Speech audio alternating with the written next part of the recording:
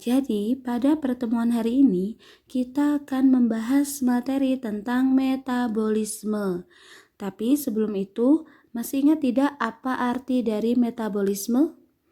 Ya, betul sekali. Metabolisme adalah segala reaksi kimia yang terjadi di dalam makhluk hidup. Nah, kalau kita lihat di gambar nih, digambarkan ada gambar makanan. Lalu makanan akan dicerna di sistem pencernaan sehingga dihasilkan energi. Nah, seluruh reaksi kimia dari proses perubahan makanan menjadi energi di sini akan kita bahas pada materi metabolisme. Jadi, selamat disimak ya. Untuk metabolisme, macam metabolisme dibagi menjadi dua. Yang pertama adalah katabolisme dan yang kedua adalah anabolisme. Apa saja perbedaan dari katabolisme dan anabolisme?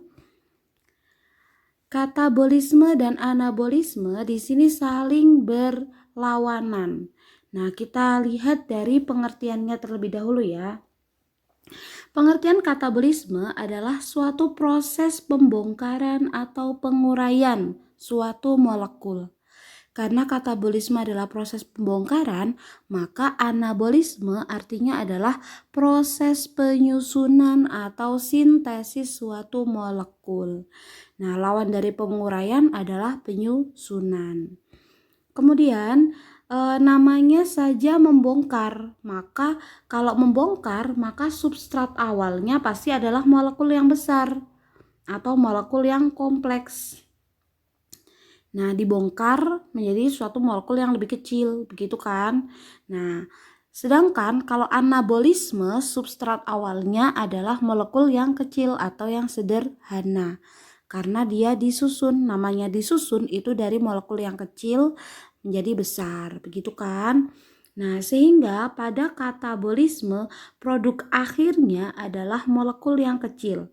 Jadi, katabolisme adalah proses pembongkaran molekul yang kompleks menjadi molekul yang sederhana. Sedangkan anabolisme adalah proses penyusunan dari molekul yang sederhana menjadi molekul yang kompleks. Paham ya? Nah, kemudian yang namanya katabolisme ini dikatakan bersifat eksergonik. Apakah eksergonik? Ekser itu exit itu kan keluar, mengeluarkan gitu ya. Jadi katabolisme di sini mengeluarkan atau menghasilkan energi. Nah, sekali lagi diingat bahwa energi kimia dalam tubuh makhluk hidup istilahnya disebut dengan ATP, adenosin trifosfat. Nah, sedangkan anabolisme kebalikannya, dia bersifat endergonik. Endergonik itu membutuhkan atau menyerap energi. Nah, kemudian perbedaan selanjutnya, katabolisme di sini menghasilkan panas, eksoterm. Exit-term itu suhu, berarti mengeluarkan panas. Nah, sedangkan anabolisme di sini menyerap panas. Ini menyerap ya, maksudnya ya, menyerap panas. Endotherm itu artinya adalah menyerap panas. Jadi kalau katabolisme itu eksoterm atau menghasilkan panas, kalau anabolisme itu menyerap panas. Nah, apa sih contoh dari katabolisme? Contoh dari katabolisme adalah peristiwa respirasi. Nah, sedangkan contoh dari anabolisme adalah fotosintesis.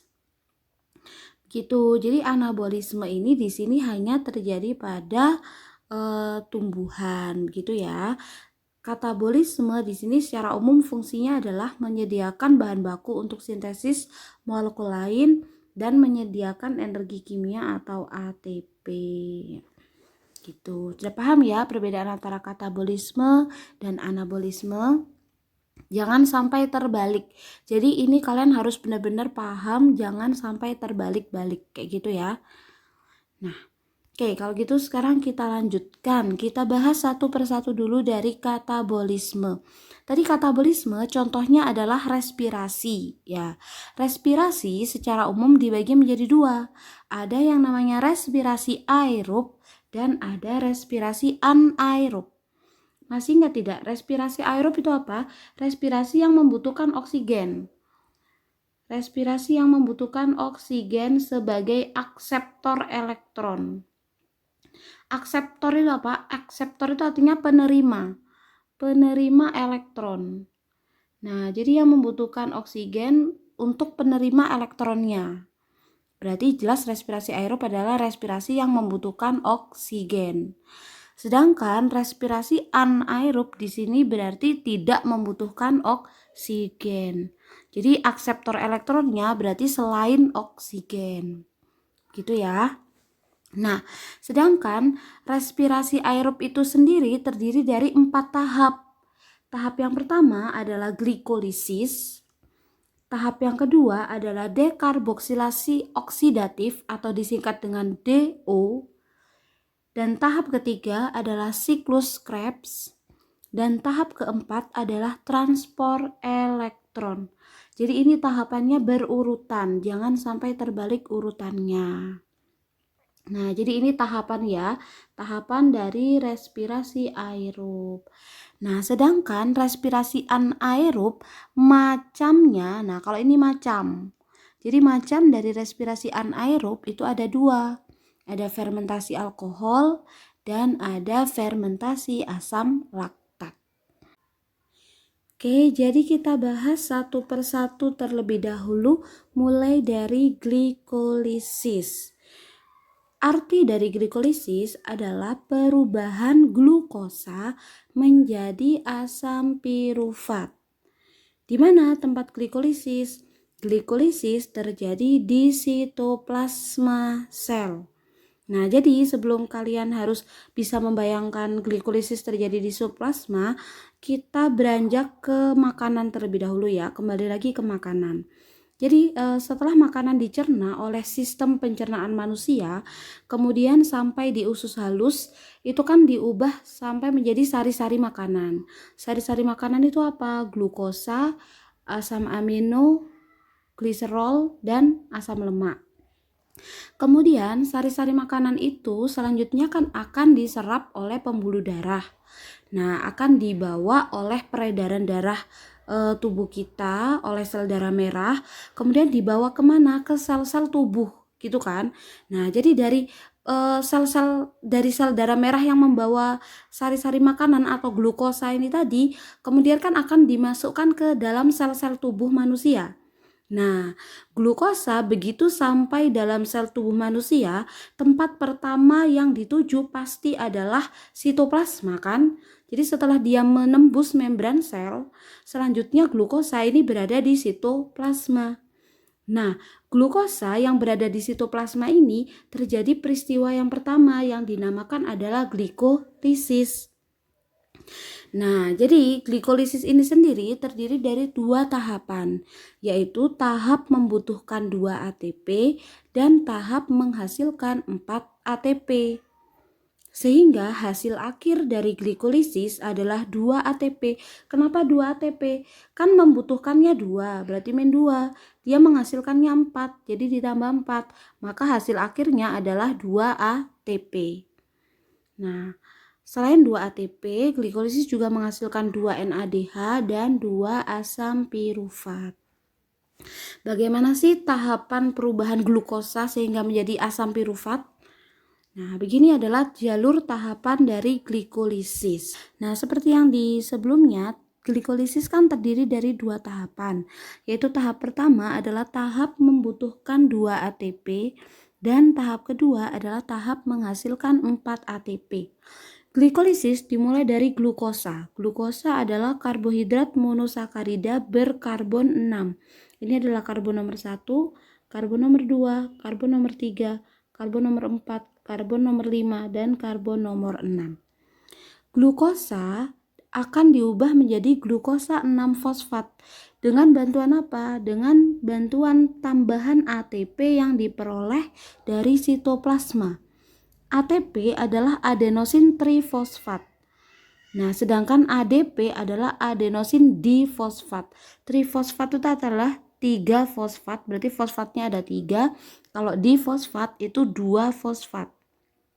Begitu ATP bergabung dengan glukosa, bereaksi dengan glukosa, maka fosfatnya akan lepas satu lalu menempel di karbon nomor 6 sehingga menjadi yang namanya glukosa 6 fosfat. Jadi 6 fosfat ini adalah ketambahan 1 fosfat pada karbon nomor 6. Selanjutnya glukosa 6 fosfat akan dirubah menjadi fruktosa 6 fosfat. Nah, masih sama ya strukturnya.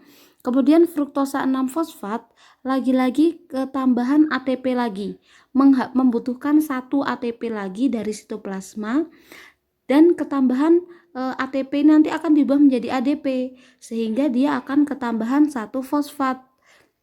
Nah, fosfat ini tadi sudah menempel di karbon nomor 6, sekarang fosfat akan menempel di karbon nomor 1 sehingga namanya adalah fruktosa 1,6 bifosfat. 1,6 ini berarti fosfatnya ada di karbon nomor 1 dan karbon nomor 6. Bifosfat menunjukkan bahwa fosfatnya ada 2. Kemudian oleh enzim adolase, jadi ini ada enzim ya yang membantu memecah ini. Enzim adolase akan memecah fruktosa 1,6 bifosfat menjadi fosfoglyceraldehid. Fosfoglyceraldehid ini disebut juga dengan PGAL. Nah, menjadi 2. Jadi 3 karbon 1 fosfat, 3 karbon 1 fosfat. Jadi di sisi kanan dan di sisi kiri. Reaksi yang di sisi kanan dan reaksi di sisi kiri sama. Nah, kemudian fosfoglyceraldehid atau PGAL akan bereaksi dengan NAD yang ada di sitoplasma sehingga terbentuklah NADH. Nah, di sini terbentuk NADH ya. Nah, selain itu pada fosfoglyceraldehid di sini akan ketambahan 1 ion fosfat lagi. Bisa dilihat di sini fosfat masuk lagi. Sehingga fosfatnya menjadi 2. Sehingga fosfoglyceraldehid akan menjadi 1,3 bifosfoglycerat. Nah, 1,3 bifosfoglycerat di sini lagi-lagi terjadi yang namanya perombakan atau perubahan struktur. Di sini fosfatnya lepas 1 sehingga terbentuklah yang namanya ATP. Sehingga yang awalnya fosfatnya ada 2, di sini tinggal 1 di karbon nomor 3 sehingga dia dinamakan 3 fosfoglycerat. Sekali lagi yang terjadi di sisi sini juga sama dengan yang di sisi kiri gitu ya. Nah, jadi sejauh ini NADH-nya yang terbentuk sudah 2, ATP-nya yang terbentuk sudah 2. Nah, kemudian 3 fosfogliserat oleh enzim akan diubah menjadi 2 fosfogliserat. Di sini hanya terjadi perubahan letak fosfat. Jadi yang awalnya fosfat ada di karbon ketiga, dia akan berpindah ke karbon kedua sehingga dia dinamakan 2 fosfogliserat. Nah, kemudian 2 fosfogliserat itu akan mengalami kehilangan air atau melepaskan molekul H2O sehingga dia berubah menjadi fosfoenol pirufat. Nah, lalu fosfoenol pirufat akan berubah menjadi asam pirufat. Karena apa? Berubah menjadi asam pirufat karena fosfatnya lepas dan fosfat akan bergabung dengan ADP yang ada di sitoplasma sehingga terbentuklah ATP. Nah, dengan terbentuknya ATP, fosfoenol pirufat berubah menjadi asam pirufat. Nah, jadi kalau kita hitung jumlah ATP yang dihasilkan berarti kan ada 1, 2, 3, 4. Ada 4 ATP. Karena tadi dibutuhkan 2 ATP, maka ATP bersih hanya 2 ATP. Kemudian selain ATP di sini juga menghasilkan NADH. NADH-nya ada berapa? Ada 2 NADH. Nah, setelah itu selain NADH juga dihasilkan asam pirufat. Asam pirufatnya berapa? Ada 2 asam pirufat. Nah, jadi glikolisis menghasilkan 2 ATP, 2 NADH, dan 2 asam pirufat. Selain itu juga menghasilkan hasil sampingan berupa H2O atau uap air. Jadi kenapa kita bernafas menghasilkan CO2 dan uap air? Nah, uap air itu dihasilkan salah satunya dari reaksi perubahan 2-fosfogliserat menjadi fosfenol pirufat. Gitu ya. Paham ya yang glikolisis ya? Nah, untuk yang glikolisis, bagaimana cara untuk mempermudah memahami jalur tahapan glikolisis? Di sini Bu Ria ada lagu yang mempermudah menghafalnya. Lagunya ini dari lagu Balonku Ada 5. Nah, jadi ini akan Bu Ria nyanyikan, nanti bisa kalian tirukan di rumah sehingga nanti kalian jadi lebih hafal gitu ya. Oke, 1, 2, 3. Glukosa, glukosa 6 fosfat. Fruktosa 6 fosfat. Fruktosa 1 6 bifosfat. 3 pegal, 3 pegal. 1 3 bifosfoglyserat. 3 fosfogliserat. 2 fosfogliserat. 2 fosfoenol pirufat. Nah, gitu lagunya. Nah, jadi biar kalian lebih hafal saja tentang urutan dari tahapan glikolisis. Itu ya. Oke, selanjutnya kita ke tahap kedua yaitu dekarboksilasi oksidatif atau DO. Arti dari DO adalah perubahan asam pirufat menjadi asetil CoA. Jadi ini berkesinambungan ya. Jadi asam pirufat yang tadi dihasilkan dari glikolisis selanjutnya akan dirubah menjadi asetil CoA. Di mana ini terjadi di intermembran mitokondria hingga matriks mitokondria. Nah, jadi dari sitoplasma selanjutnya asam pirufat akan mulai masuk ke mitokondria. Nah, mitokondria itu kan adalah organel bermembran ganda. Nah, jadi di antara membran ganda ini sudah mulai terjadi DO hingga matriks. Matriks itu adalah cairan mitokondria. Nah, itu adalah matriks. Sedangkan lekukannya ini adalah krista. Nah, jadi begitu dari sitoplasma, dia akan mulai masuk ke mitokondria, tepatnya masuk lewat intermembran atau membran ganda dan matriksnya dulu kan, cairannya dulu. Nah, disitulah terjadi peristiwa DO. Asam pirufat di sini akan diubah menjadi asetil CoA. Nah, bagaimana perubahannya? Asam pirufat tadi kan memiliki 3 karbon. 3 karbon ini salah satu karbonnya akan terlepas. Salah satu karbonnya akan terlepas dan bergabung dengan oksigen. Nah, sehingga terbentuklah yang namanya CO2. Jadi CO2 itu berasal dari C plus O2.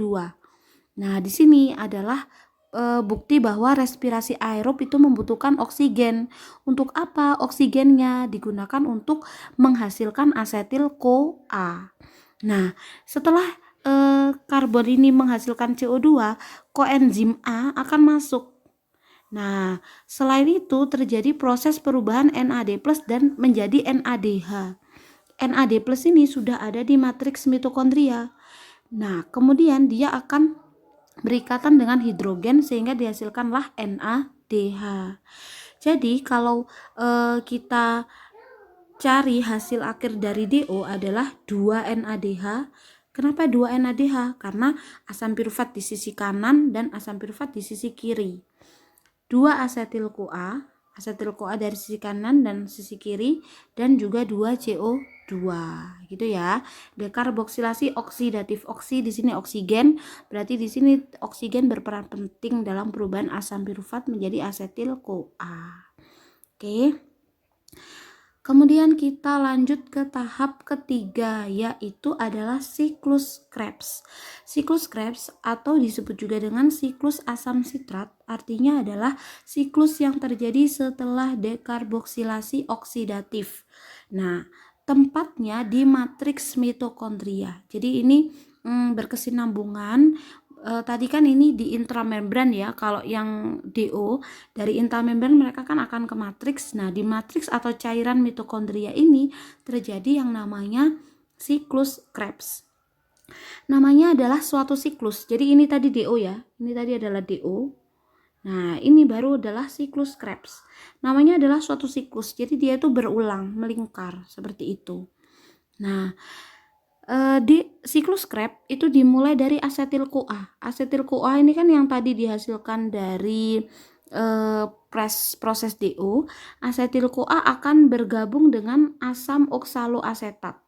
Asam oksaloasetat karbonnya 4, asetil-CoA karbonnya 2, sehingga terbentuk yang namanya asam sitrat memiliki 6 karbon.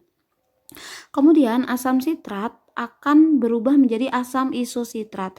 Di sini terjadi proses difusi H2O atau air.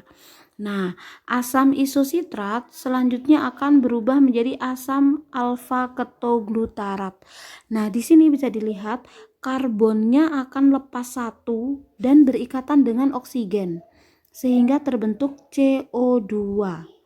Selain terbentuk CO2, pada perubahan asam isositrat menjadi asam alfa ketoglutarat, di sini dihasilkan NADH. Nah, lalu dari alfa ketoglutarat akan berubah menjadi suksinil-CoA. Pada perubahan ini bisa dilihat karbonnya lepas satu, kemudian berikatan dengan oksigen sehingga dihasilkanlah CO2. Nah, selain itu juga terjadi proses pembentukan NADH. Nah, lalu akan dilanjutkan dengan proses perubahan suksinil-CoA menjadi asam suksinat. Pada perubahan ini terjadi proses penghasilan ATP atau energi. Nah, selanjutnya dari asam suksinat akan berubah menjadi asam fumarat. Pada perubahan ini dihasilkan FADH2. Jadi dihasilkan FADH2. Kemudian dari asam fumarat akan berubah menjadi asam malat. Pada proses ini H2O masuk. Lalu asam malat akan berubah menjadi asam oksaloasetat. Pada perubahan ini dihasilkan NADH. Nah, sekali lagi, karena ini siklusnya di kanan dan di kiri, asetil-CoA tadi kan ada 2, di sisi kanan dan sisi kiri. Maka hasilnya NADH-nya ada 6. Ya kan? 1, 2, 3 dikali 2 jadi 6. ATP-nya ada 2 dikali 2. FADH2-nya juga ada 2. Nah, ini 1 dikali 2. CO2-nya ada 1, 2 dikali 2 jadi ada 4. Nah, jadi siklus Krebs hasil akhirnya adalah 6 NADH, 2 ATP, 2 FADH2, dan 4 CO2. Gitu ya. Nah, untuk mempermudah menghafal siklus Krebs, di sini Buria juga ada lagu. Lagunya ini tentang itu apa? Selamat tinggal kasih sampai kita jumpa lagi tuh. Nah, jadi dari asetil-CoA ya, kita coba nyanyikan, nanti kalian tirukan sama-sama ya. Oke, 1, 2, 3. Asetil-CoA sitrat isositrat NADH ketoglutarat NADH suksinil ATP suksinat FADH fumarat malat NADH oksaloasetat. Nah, gitu lagunya. Jadi nanti silakan kalian bisa nyanyikan sendiri gitu ya. Oke, kalau gitu selanjutnya kita menuju ke tahapan terakhir dari respirasi aerob, yaitu transport elektron. Transport elektron adalah proses terakhir dari respirasi aerob, di mana NADH dan FADH2 dari proses sebelumnya akan diubah menjadi ATP. Nah, di mana tempat respirasi aerob ini? Di krista mitokondria. Sekali lagi kalau yang masih lupa, krista mitokondria itu yang ini ya, yang lekukannya itu adalah krista. Nah, ini jangan sampai kebalik-balik ya. Nah, di sini kan NADH dan FADH2 yang dihasilkan dari proses sebelumnya akan diubah menjadi ATP gitu kan. Nah, setiap satu molekul NADH akan diubah menjadi 3 ATP. Dan setiap satu molekul FADH2 akan diubah menjadi 2 ATP. Nah, sekarang kita coba lihat bagaimana hasil NADH dan FADH2 pada proses sebelumnya. Nah, di sini untuk glikolisis tadi kan hasilnya adalah 2 ATP, 2 NADH dan 2 asam pirufat. Kita tidak tuliskan ya asam pirufatnya. DO hasilnya tadi hanya 2 NADH saja. Nah, sedangkan siklus Krebs hasilnya ada 2 ATP, 6 NADH, dan 2 FADH2. Nah, maka kalau kita total, ATP yang sudah terbentuk berarti kan 4, NADH yang sudah terbentuk adalah 10, FADH2 yang terbentuk adalah 2. Nah, di transport elektron di sini adalah proses perubahan NADH dan FADH2 yang belum menjadi ATP diubah menjadi ATP. Sekarang kita hitung aja, NADH kan ada 10, kalau dikali 3 berarti ada 30 ATP, dan FADH2 ada 2 dikali 2 ada 4 ATP. Jadi total ATP yang dihasilkan di peristiwa transport elektron saja adalah 34 ATP. Nah, sekarang kita tambahkan ATP yang sudah ada. ATP yang sudah ada kan 4 ya. Nah, jadi total ATP kotor di sini adalah 34 tambah 4 sama dengan 38 ATP. Nah, pada saat akan memasuki mitokondria, tepatnya dari glikolisis ke DO, itu kan dari sitoplasma masuk ke mitokondria. Nah, itu adalah secara transport aktif. Kalau secara transport aktif itu berarti kan membutuhkan energi. Nah, energi yang dibutuhkan untuk memasuki mitokondria tadi adalah sebesar 2 ATP. Jadi kalau kita cari ATP bersihnya berapa? ATP bersihnya berarti adalah sebanyak 36 ATP. Dari satu molekul glukosa diubah menjadi 36 ATP.